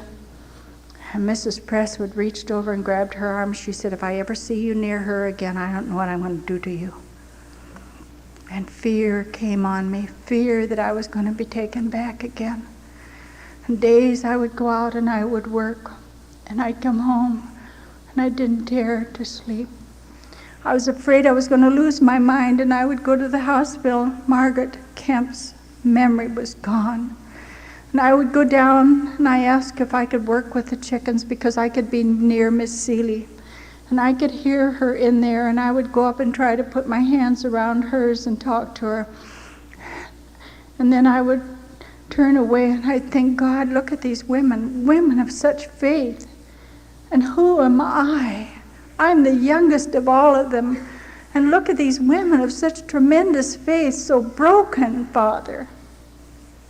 And that fear stayed with me. I didn't care to go to sleep at night. And 1 day, 2 days, 3 days, 4 days, 5 days, I worked. And at night, I couldn't sleep. I was afraid to. I was afraid my mind would go while I was sleeping. I would just drop off to sleep, and then I'd wake up. And I was just perspired because of the fear that was on me. And I would sit up and I'd say, Lord, I've tried to trust you. I've tried in every way I could to be a good soldier for you. And please, Lord, I can't go on any longer. And then I walked out of the barracks one morning and I said, I've no more strength, Father. I said, I've tried with everything that was within me to reach up to you. And I don't know where you are anymore. I threw up my arms and I said, I'm gone. I'm gone. It was like arms went underneath me. I suddenly began to sing, underneath thee, oh, how precious. You have not to mount on high, but to rest upon his promise in a trustful, resting lie. And I saw it. He wanted to teach me, you can't mount up to God. Your own righteousness is like filthy rags, but rest upon your God. For underneath are always and ever the everlasting arms of God. We had had bombings every year, and we dug our own slit trenches to try to be protected in a measure from the shrapnel that came into the camp. And then one day we looked up and we saw planes coming over. And then one of them separated from the other planes, and he came down, he came right over the camp, and he dropped something.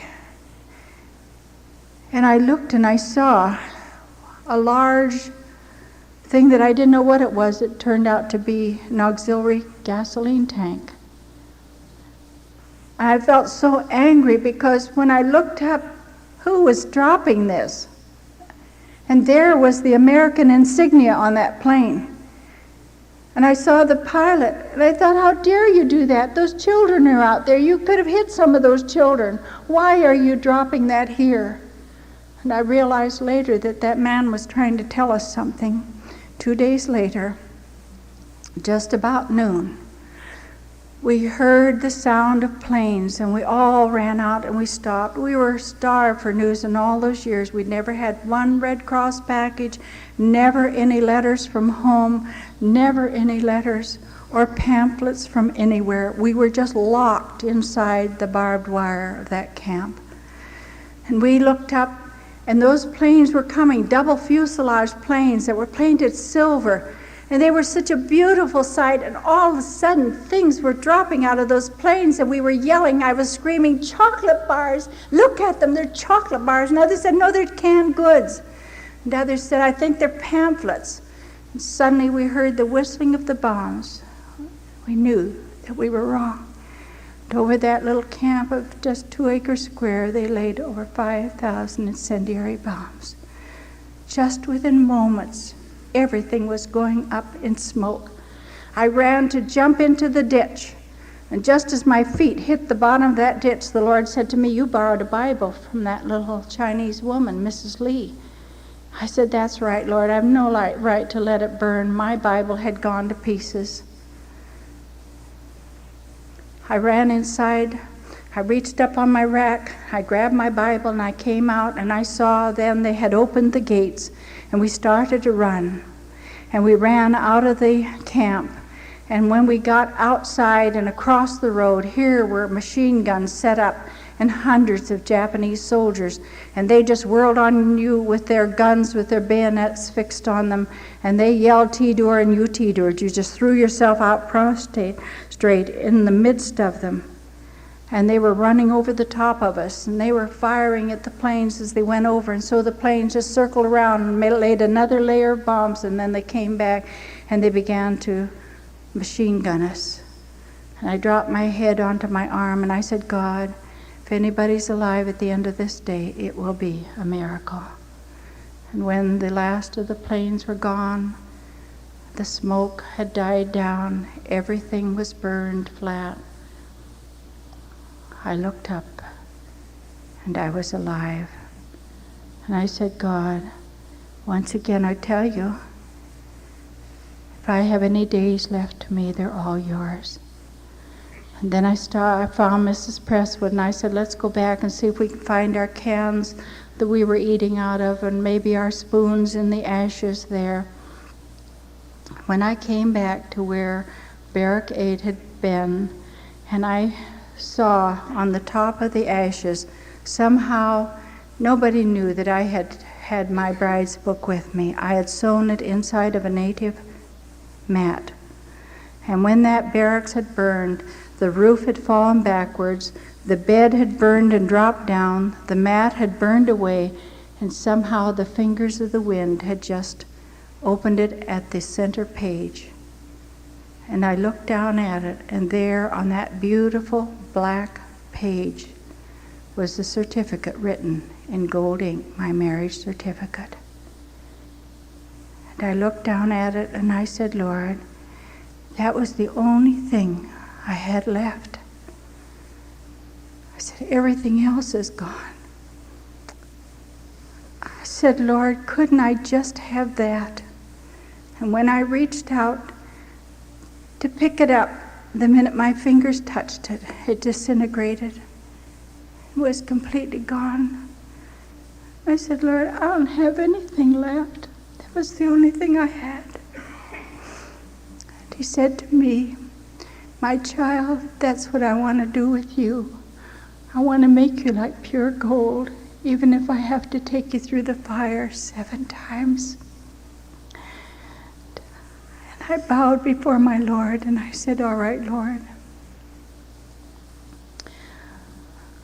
I saw that the woman who was head of the barracks next to me was crying, and I went over to her and I put my arms around her and I said, "Don't cry."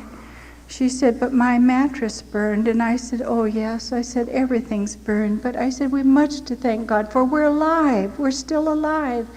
She said, "But I didn't leave that little mattress." It was just a little mat in the barracks. She said, "I dragged it out and I threw it in the ditch where you always lie."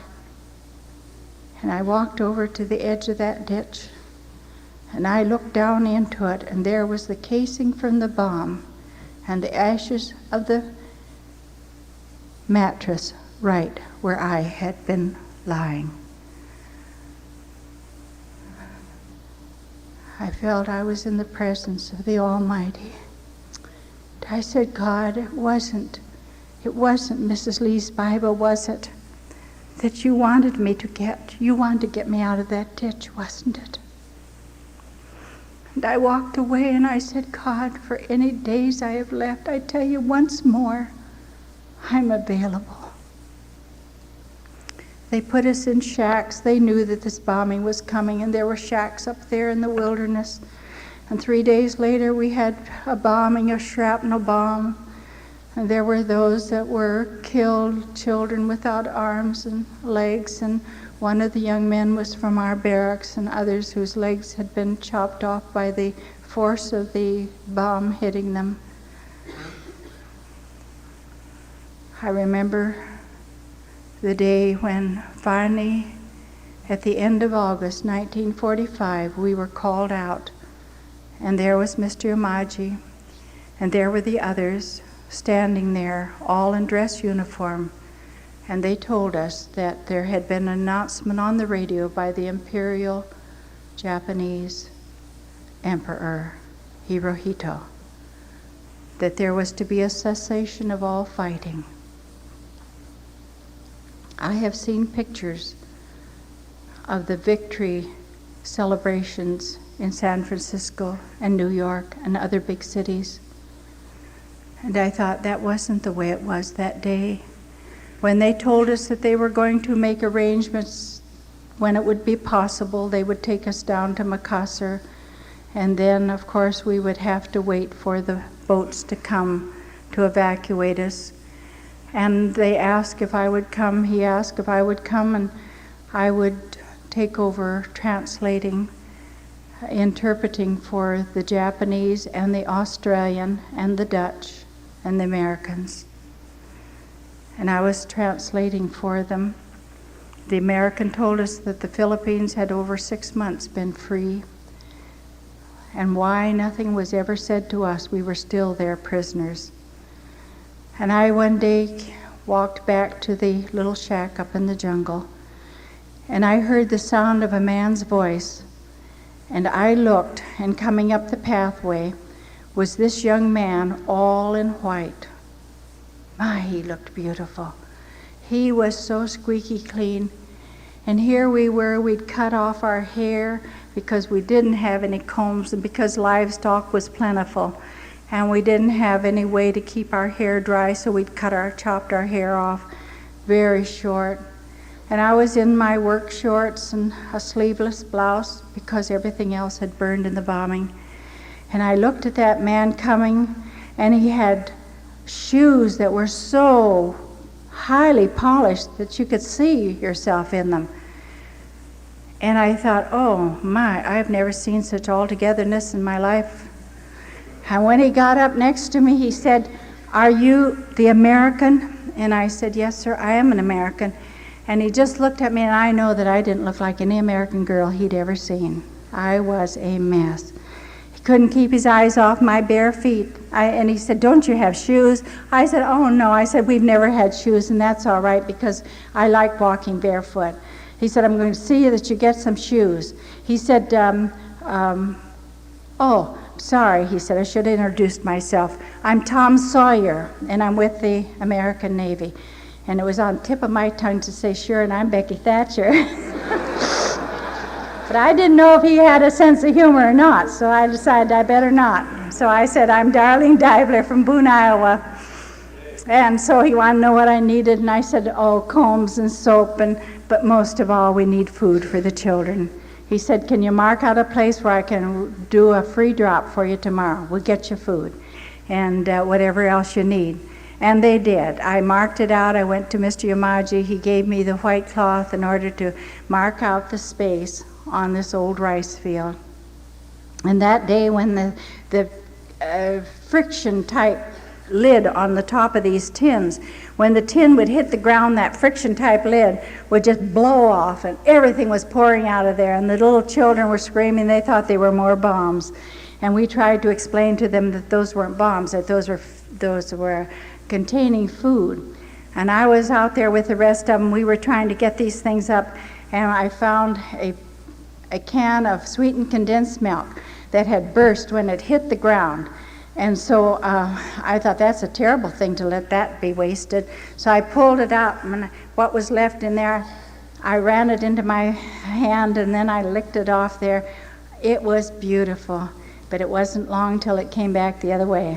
I said, it's the only time I ever enjoyed food going both ways. And then one day they said, well, we're going to take you now because the American boys have been flown out. Those boys suffered as I have seldom heard of suffering. They were beaten with iron pipes. And sometimes they said it would be 200 times, and the people would faint, and they pour water on them and beat them again till their bodies were like pulp. But they were flying those that had survived out to get medical aid. And they said, if you want to go, we'll take you on the last plane load. So I remember the day when I went down there with Miss Kemp. Miss Seeley, we couldn't get her to come, and so she was being put in a place where they could look after her. And that day when I stood there, all I could see in my mind's eye were two lonely crosses on a jungle hill. Under one was my husband, under the other was Dr. R.A. Jaffrey. They had taken the men on a death march, and many of them never came back. And I thought about that, and I thought, here I arrived on my first wedding anniversary, and I'm going home widowed at 26 with not a thing I can call my own. Even the clothes I have, I borrowed. And I said, Lord, I don't think I'll ever come back to these islands again. And then I heard, as I stepped into this little boat to go out to the plane that was there anchored in the bay, I said, Lord, I hear the sound of those running feet, but I'm not going to look at them. I'm not going to turn back and look at them. And then suddenly I heard them calling, and then they began to sing, God be with you till we meet again. And I turned, and I looked, and the tears burst out. And I said, God, that's right. That's why I came to these islands. Not because I was Reverend Deibler's wife. I came here because one day, as a little girl, I stood in a missionary meeting, the closing service. I was about the second row from the back. All of the appeal was made for high school and college young people. Nobody noticed this little girl with brown hair sitting there at the back. And when we stood up, and I heard the appeal made to them, and I felt a hand on my shoulder, and I turned around and looked, and there was no one there. And I knew it was my Lord. And I just said to him, Lord, what is it? And he spoke to me, and he said, would you go anywhere for me, no matter what it costs? I was so thrilled to think that God had even noticed me. And I said to him that night, Lord Jesus, I'd go anywhere for you, no matter what it costs. And as I turned and I looked, and God broke my heart, and I called out to them, someday I will come home again to you. It took me 3 years before I passed a physical. On the way home, they took us to Balikpapan, and there they put us in the hospital. And that night, I tell you, I didn't realize what a terrible thing a bed was. That thing had a give to it, And every time in the night when I would turn, that thing was turning over, and I knew I was being thrown out or it was an earthquake. And I'd grab the sides of the bed, and I whispered to Margaret, Margaret, are you sleeping? And she said, I can't sleep. And she said, let's get out and get on the floor. I said, that's a good idea. Let's get out and we'll sleep there, and then we'll wake up and jump back into bed before all these nurses see us. And then we talked it over a little more and said, what do we do if they catch us on the floor? We decided we better stay in bed. They had gone out and gotten pajamas for us. They thought and I said, oh, we're used to sleeping in our clothes. They said, tonight you're not sleeping in them. And all I could find were some pajamas that belonged to these Australian troops. And they were these very tall people. And I remember putting on those trousers, and I got it right up to here. And I said, oh, I don't need this top. But I thought I won't have much movement of my arms. So I pulled it down and rolled up the legs. And then I put my arm in this one and rolled it up till I found this hand. Then I rolled this one up. And finally, we all laughed, and we were in bed. And they said, tonight, you're not sleeping in your clothes. And then the next day, after we had had tea in the morning, here came a jeep, and they took us out, and they said, we're taking you on the last plane load of each one of the hops between here and Manila. So then they took us up to Palawan Island, and I saw that large cemetery out there, white stones marking the place where many American boys laid down their lives. I am a patriot. I believe in America. And I'm glad that God allowed me to be born here, to learn about Him, to have a Bible. When I was a child, I had a compulsion to memorize Scripture. I memorized books of the Bible, chapters, Psalms. That didn't matter that they took my Bible away from me because it was all there, and God played it back to me. I wonder if you lost your Bible tonight, how well off would you be? You don't know when it's going to be taken away from you. Even to your hymns, I see you all with your hymn books up there in front of you. You ought to have it down here, because God does minister to music, through music. And I remember when we got into Palawan Island, and I looked down, and we were still had the mentality of a POW. And when I saw that white buildings painted white, all the men in white, I said to Miss Kemp, they are not very well camouflaged. And there they were, and they were all in dress uniform. And I thought, they don't know who's coming. We're just POWs. I wonder who they really expected. But when we got up there, and there was a sidewalk up to this big dining hall, and there were men on both sides standing at attention. Boy, my heart just burst with pride seeing those boys. And then when we got inside, someone struck up the band, and they started to play Star Spangled Banner, and they unfurled that beautiful flag down in the center. I tell you, I went to pieces. I just cried and cried and cried.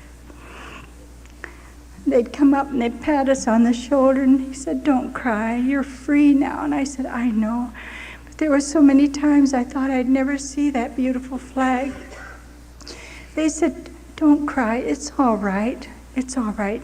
We're going to have dinner now. And I tried to straighten up my face, and I tried to get these closed so they looked a little better, because it was about a size 16 on a size 6 body. And I had taken a belt and tied it real tight and cinched it around, and I bloused it up over the top of it so that the hem, the bottom of the hem wasn't down about to my ankles. But when we walked in, and I saw all that white linen on the tablecloths, and they put us up at the head table, and everyone was smiling to us. And I thought, if I eat all this that's here in front of me, I'm going to be sick, but it's going to be worth it this time. And everyone was so pleased, and they just tried to do everything for us. And that night they had outside a film that they were showing, and we sat down. I don't remember anything about the film, but I remember the ice cream and the chocolates. And And then the next day, they were all out there ready to see us on our way. We were the last camp that was ever found. So this was the closing up of bringing the POWs in. And then we dropped down in Manila, and they said, here's a bus. I tell you, that man who drove that bus, he would have done well, the Indianapolis 500. And we just hung on to the backs and the sides of the seat to keep from being rolled into the aisle of the bus. They finally got us there. And one of the first things they did was to give us a physical, and they said, oh my. And they laid out all these vitamins that we had to take and the medicine. I said, sir, after I've eaten all those, I'm not going to need anything else. I won't have room for it. And then they said, here, you go over, we're going to see that you get a permanent. I thought, isn't that beautiful? I like doctors that write out prescriptions for a permanent. And so they got our hair fixed up, and then they brought in the boxes from the Red Cross. And the first place I wanted to find was the post office, and I went over, and I said, would you have any mail for Darlene Deibler? He looked, he said, I'm sorry, I don't. And I went back day after day, and finally he said, boy, I don't know why somebody wouldn't write to you. And I was so embarrassed I didn't go back again until the day I was to be taken out, and the ship came, the Clip Fontaine, and they had left us there for almost a month because they didn't feel we were strong enough even to go on a ship. But finally they put us on 23 days outside of San Francisco. We were supposed to dock in San Francisco. We just gone in under the Golden Gate, and I saw all those lights of San Francisco. Everybody was so excited. Oh, that beautiful city. I said, I don't care. I said, I don't know anybody out here, no one at all. I had an auntie that lived down south, but I don't know where she is. I don't even know the address. And everybody was ohing and awing. And I was feeling, Lord, what am I going to do when I get off this ship? And then I saw the lights. Oh, I said to Margaret, don't they know that a war's on? No, it is not. And I was so fascinated with lights that you had turned on everywhere. And then we were just getting ready to pull in, and suddenly the loudspeaker was turned on, and they said, we're pulling out again, because the whole harbor is full. There are no berths empty. So they're going to take you on up to Seattle, Washington, and there you will be taken off the ship. I was so glad to spend another 2 days on that ship. That was known territory. When I got off there, I hadn't had any letter from my mother and dad, and I hadn't heard from anybody. And I thought, when I get there, I don't know where I'm going. And when we finally docked, it was Navy Day. And they said, tonight we will delouse you, and then tomorrow we'll start processing you. I was glad to spend another night on that ship. And we were sleeping 3 deep in hammocks out on the deck. There were so many POWs of us. Then the next morning, I saw my friends leaving, and I saw them going down the gangplank and meeting their families and their friends out there. And I stood there at the rail, and suddenly it struck me. The reason you haven't heard from Mother and Dad is that they're gone. And I went back and I crawled in underneath of those hammocks. And I said, Lord, you took Russell. Did you have to take Mother and Daddy also? So sweetly my Lord spoke to me, and he said, my child, you can still trust me. I said, all right, Father, but I need to find a Red Cross woman. I've been looking for one all morning. And I said, I haven't seen them. And I came around the corner of the deck of the ship, and I saw a Red Cross woman, and I latched onto her, and I said, you wait a minute, now you have to help me. I said, I'm a POW. And I said, it's been over 4 years. I haven't heard anything from my father and mother. I don't know where they are, but I need money. I've got to get back to Iowa to trace anybody from the family that's alive. And she said, honey, what's your name? I said, Darlene Deibler. She said, I've been on the ship all morning looking for you. 3 telegrams, they're all from Mother and Dad. And I opened them up. Mother said, we moved out to Oakland, California in 1942. And we knew you were on the ship, and we wanted to get there in order to greet you, but when they took you on up to Seattle, we wouldn't have time to get there, and so we've sent money to the Western Union office, and you go there and you get that money, and you get a ticket on the train and come down, and we'll be here to meet you, and you call collect as soon as you can get to a telephone. I went to get my ticket first after getting the money, and I looked at everybody who was going by me on the street, and I thought, oh my, just look at their coats. It's all that real tight nap this year, and I looked down at this coat I'd gotten from the Red Cross, and I looked like a bear. It was a real long, shaggy thing. And I went back to the ship, and I asked the captain if I could borrow his razor. And he looked at me rather puzzled, and I found a secluded spot on the deck, and I gave my coat a shave. And it really looked pretty good. Then I went to the train station, and I went up to the window, and I said, please, sir, I would like to have a ticket for Oakland, California. He said, my dear, don't you know a war's been on? Only Army, Navy, Air Force personnel travel. I was just ready to faint. And I said, sir, I'm sorry, I didn't know that. I said, I'm a POW, and I just got here, and I'm trying to get home. Oh, he said, we've got lots of tickets for people like you. And I was in business again. And then I got over to a telephone, and my goodness, it wasn't one of those things that just was on the wall, and you lift up the thing, and then someone says, number, please. And I said, here was this round thing there, and it had numbers, and it had letters. And I was standing there, and I thought, now how am I going to use this thing? And somebody who must have known how puzzled I was, he stepped up, and he just shoved the door open a little bit, and he said, could I help you? And I said, yeah, I'm a POW. I don't know how to operate that thing, and I'm trying to call my folks. And he said, what's the number? And I said, this is the number. And so I said, call collect. And so he rang it through for me. And you know, I've said so many times tonight, the Lord spoke to me, and people say, how do you know it's the Lord? This is the best illustration I know. When I got that call went through, and I heard the receiver going up on the other end, and I heard someone say, hello, Darlene. I knew it was Mother. Nobody ever said my name like Mother did. I hadn't heard her voice in 8 years, but it was Mother. I said, hello, Mother. Then I couldn't say another thing.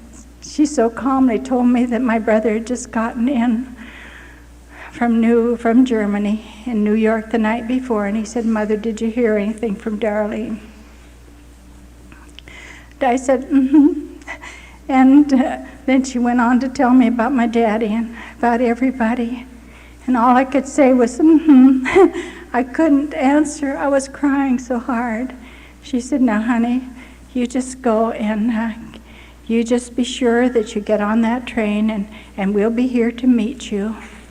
Somebody told me that I really needed to have a good foundation garment. Well, at that moment, I didn't have a thing to girdle.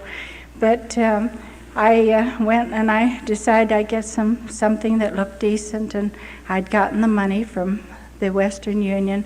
And then I thought, I'm going to be on that train for a day and a night, and I better have a suitcase. And so I went and got a suitcase and a purse, and I put what little money I had in there. I got on that train. I suddenly realized at Portland, Oregon, I had not told Mother and Dad what train I was coming in on.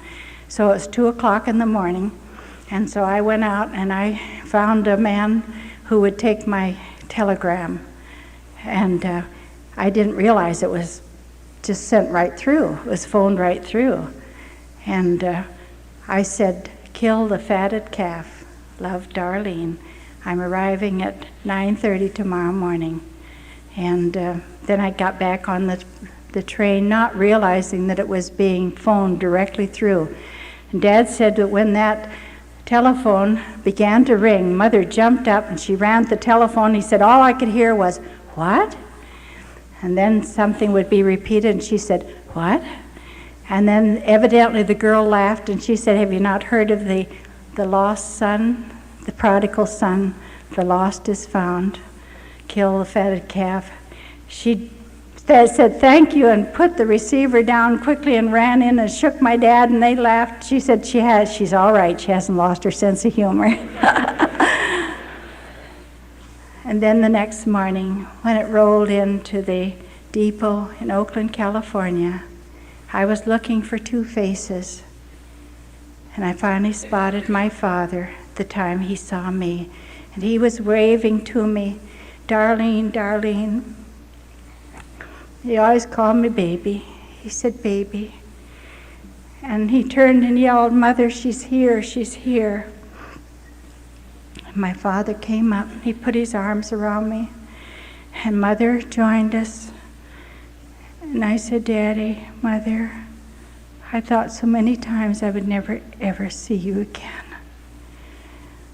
And as I looked out over the tops of their heads, the sun broke through the clouds, those beautiful clouds, and suddenly I thought, "Oh, Lord, someday those clouds will part asunder, and you will be there, and I will know you."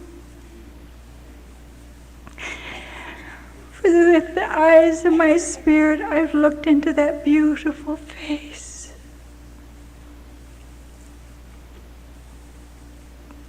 I have no regrets for any of the things that God has led me through. I wonder about you young people. I was on a field where we had more graves than live missionaries.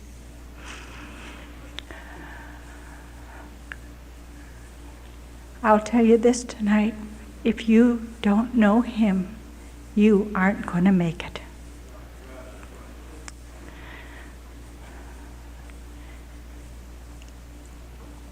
I look at young people like you, and I often think, God, if someday you just call to me and say, "Come on home," I wonder who's going to step into my place out there. Do you have a life to give for your Lord? He gave everything for you. I heard him call, "Come follow," and that was all. My gold grew dim. I rose and followed him. Wouldn't you follow if you heard him call? I don't count the cost anymore. I still say to my Lord, at night when I lie down, "Precious Lord, I'd still go anywhere for you." The compensations are so tremendous.